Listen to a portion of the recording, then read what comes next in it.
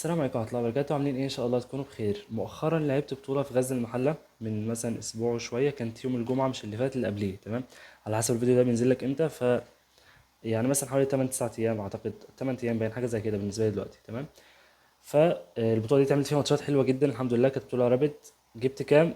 مش هقول لك، تابع للاخر وهتعرف ان شاء الله. جايب اهم اللقطات في الماتشات او الحاجات اللي انا افتكرتها من كل ماتش، ان شاء الله تستفيد منها، سواء اوبننج سواء ميدل جيم سواء اند جيم. بجد بجد حاجه تبقى مفيده بالنسبه لك، وانا شخصيا استفدت منها كتير جدا.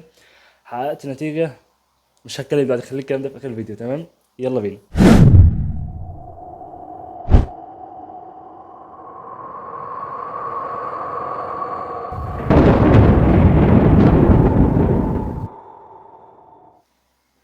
اول جيم دخلت لقيت نفسي بلاعب واحد تقييمه 1654.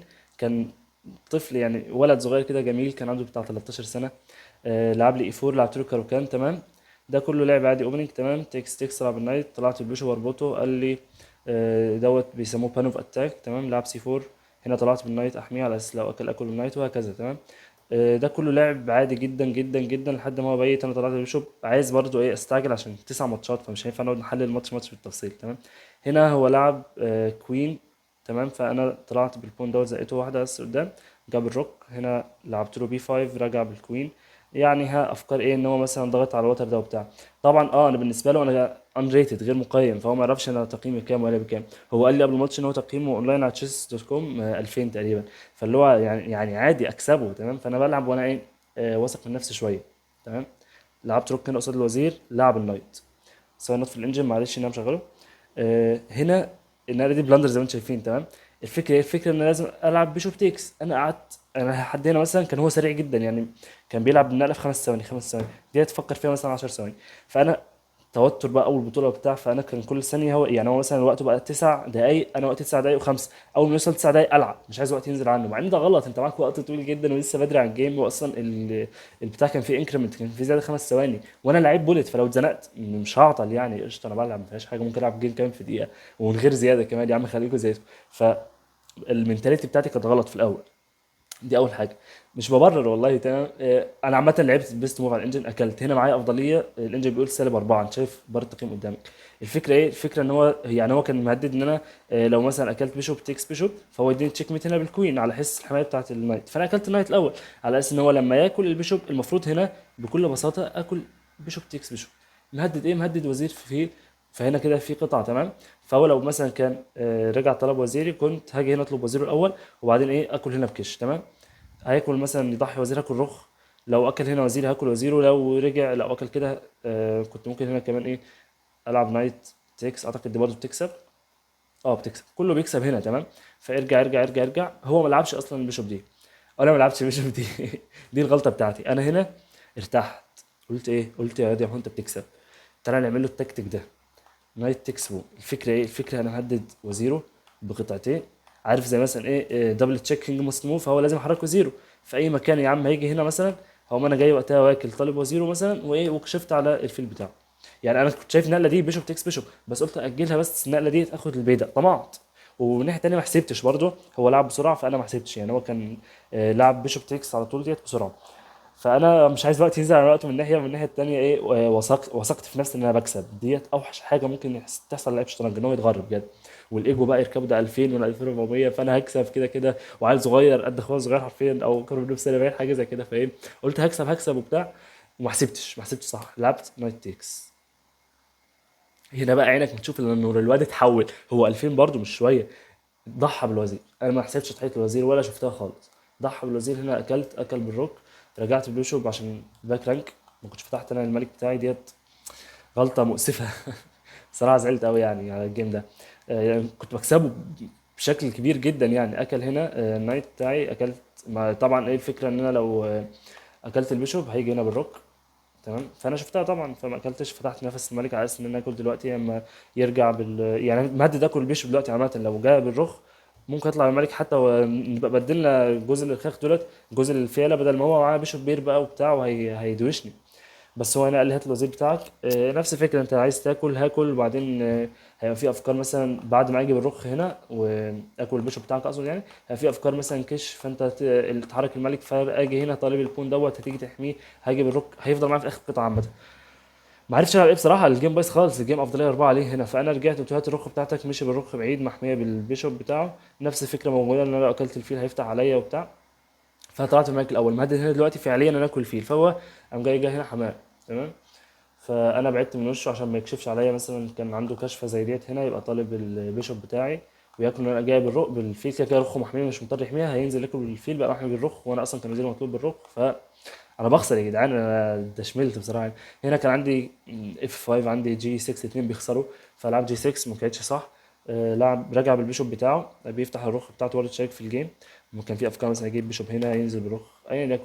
فطلعت البيشوب نقله وحشه، انا كنت فقدت الامل في الجيم بصراحه.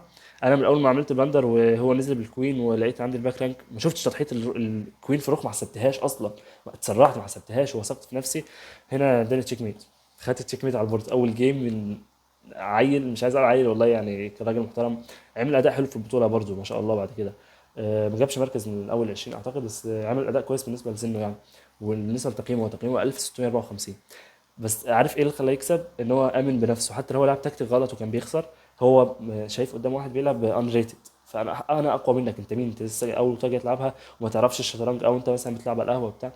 فهو كان عنده فكره ان هو اقوى مني فكسب بالايمان بتاعه. انا اما امنت ان انا اقوى منه واستهترت او ترخيت في الحسابات، هو كسبني. فانا بعد الدور ده اتعلمت ان انا ما استهترش بحد خالص. دخلت الجيم التاني كنت بلعب بابيض ضد بنت، كان 1489 حاجه زي كده، 1500 اقول يعني، اقل من 1500 كمان. فالجيم كان سهل الحمد لله، اي 4 اي 5 نايت 3 6. لعبت دي 4 هنا. المين لاين ان هي تخش في ايه، اي تكس دي 4، وبعدين بقى اكل بالنايت وتبدا مثلا تطلع البيشوب عليا او تطلع الكوين وانا احمي ب سي 3، بعدين ممكن اطلع نايت في نايت، ممكن اجيب البيشوب ابيت لعب عادي سكوتش. انا كنت محضر سكوتش عادي. فهي لعبت بيشوب ديت مش بس ممكن تلعب. اما سالتها بعد الجيم ليه لعبت البيشوب ديت، قالت كنت بخاف دايما ان انا اكل فيتلعب لي سكوتش جامبت بقى، ولا في افكار هجوم عمليات بسرعه. اعتقد قصدها افكار شبه الفرايد ليفر اتاك، ولكن انا اصلا مش من عشاق الكلام ده، مش بحب العبه بقى اصلا، شايفه جامبت ضعيف بصراحه. اعتقد نتائجه على الداتابيس حتى مش هتبقى احسن حاجه. استنى.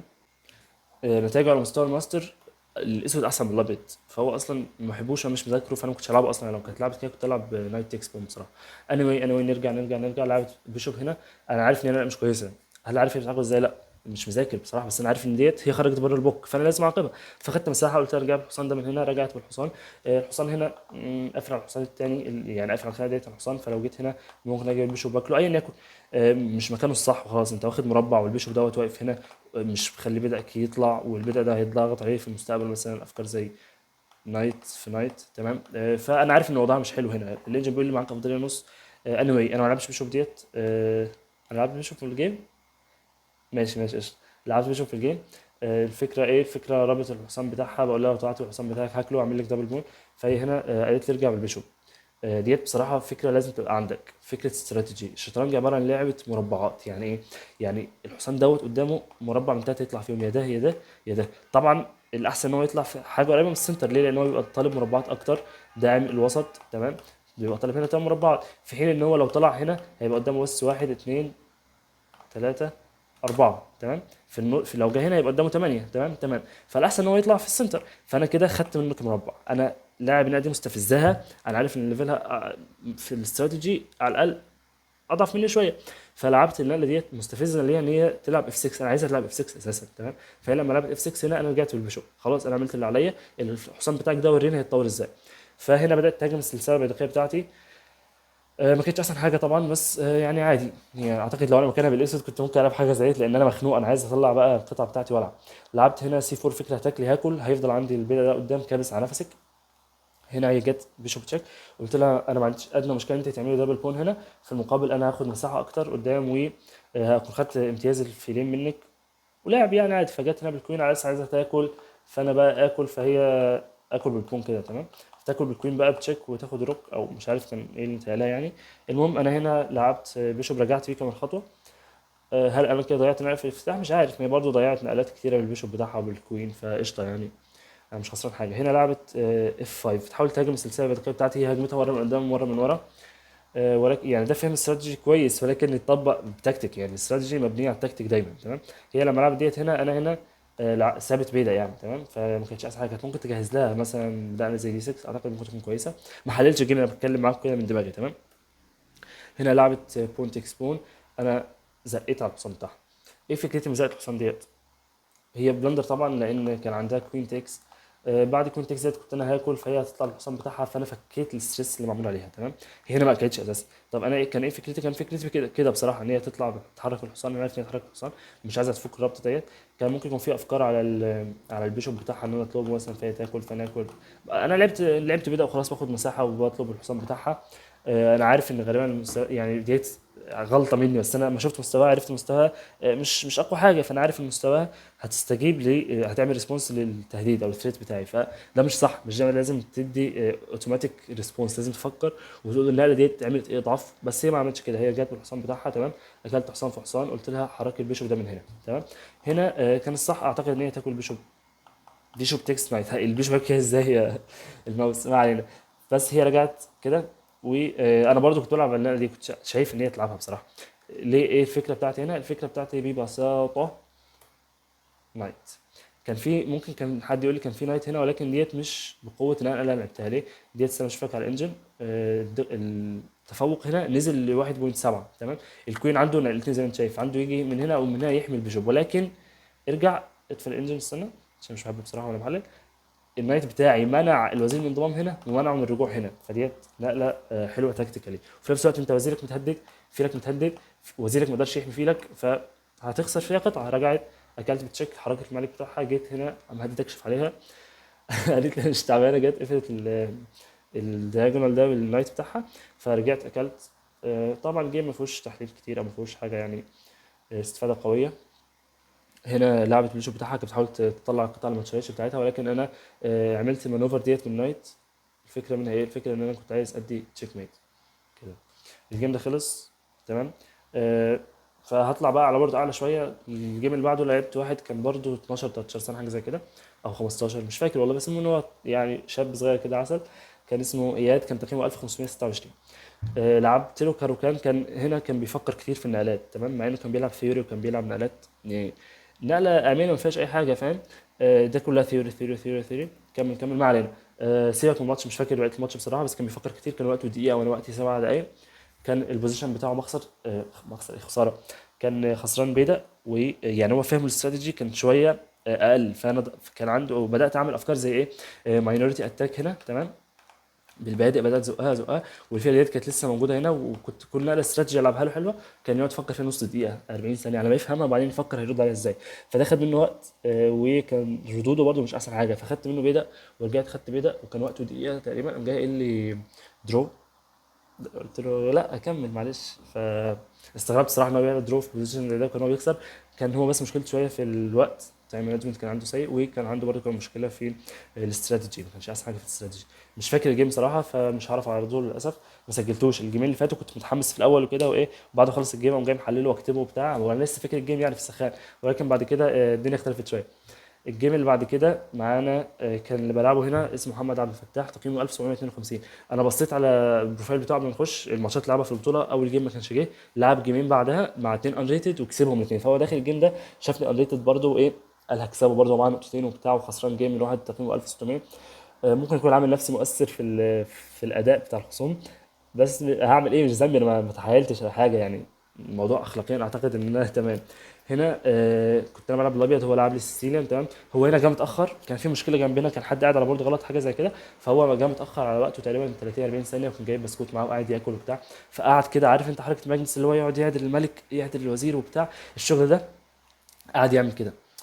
اتضايقت بصراحه، انت بتعمل ايه؟ انا بقيت معصب من جوايا، هو الايجو راكبه كده وشايف نفسه وبتاع. شوت اوت لو انت بتشوف الفيديو طبعا، كل الحب، تمام. نكمل. كان الايجو واخده كده والغرور بتاعه، شايف ان هو 1700 بتاع. فما شايف نفسه بقى. فهو قاعد يضيع وقت وياكل بسكوت ويعدل القطع. فانا لعبت اي 4 بعدها بدقيقه مثلا، كان وقته بقى 9 دقائق. انا بدات العب لعب سيسيليان، انا محضر شكل الكينج زينيان اتاك على السيسيليان، تمام. الشكل ده لعبته قبل كده مع كذا حد، بنفس الافكار اللي هو بيلعبها، اللي هو يطلع البيشوب هنا ديت. بعدين الفكره هنا ان انا برجع بالنايت، ببدا ازق عليه، تمام. اجي بالنايت كده، اطلع بالنايت كده، بيبقى في افكار تضحيات في المستقبل، بيبقى في افكار هجوم على البدع دوت. لو الروك اتحركت الملك بيبقى ضعيف، بهجم عليه. لو حاول يهجم في السنتر بحاول اقفل السنتر على قد ما اقدر. عشان ايه؟ بيبقى هو في افكاره كلها ان هو يهجم على السنتر ويهجم على الجناح دوت. وهو بدا يلعب افكار زيت في الجيم، بس انا مش فاكر الجيم. هوريك بس لقطه الفوز اللي حصلت لي في الجيم. هنا كان عندي بيشوب برضو غالبا في حته زي مش فاكر ما كانش شكل البادئ كده بالظبط. ولكن عايز اوريك بس التكتيك اللي حصل في الجيم. هو هنا طلب النايت بتاعي. انا نزلت قبلها هنا تشيك بالحصان الملك، حرك الملك. طلب النايت بتاعي. هنا اديت له تشيك بالنايت ده مش بالتاني. ليه؟ الملك ما يطلعش، الملك متكشش، ديت تشيك ميت لولا ان الرخ بتاعته واقفه. اكل كده اداني اول فرق، اخدت تاني فرق. بعدين اكلت الملك بتاعه، اكلت الرخ بتاعته. تمام. فكده خدت فرقين في النقله ديت بس. مش فاكر تكمله الجيم قوي، بس كان عنده بعدين البيشوب دوت جه وقف هنا.